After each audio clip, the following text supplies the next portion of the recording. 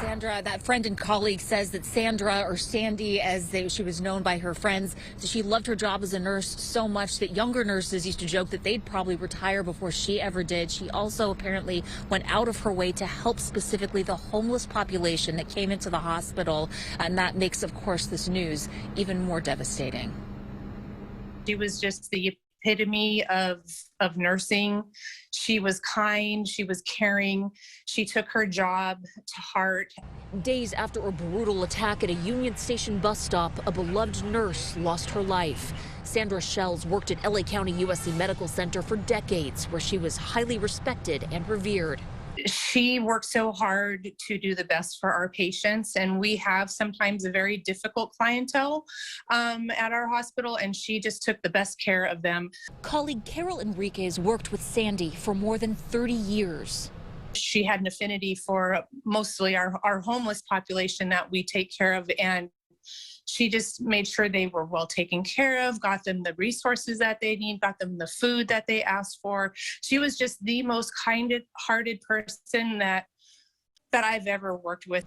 In a statement, the hospital said, Sandra Shells will forever be remembered for her compassionate care and unmatched dedication to her patients and her community throughout her 38-year career at LACUSC. Sandra worked tirelessly and selflessly to keep her patients safe and healthy, and will always be remembered as a kind, compassionate, and giving nurse with a helpful and thoughtful nature who was a favorite amongst colleagues and patients. Shells was allegedly assaulted Thursday morning by a homeless man, now identified by police as 48-year-old Carrie Bell. They say he hit Shells for no apparent reason, the force knocking her to the ground and fracturing her skull. Police say they found him sleeping nearby about 90 minutes later and arrested him without incident.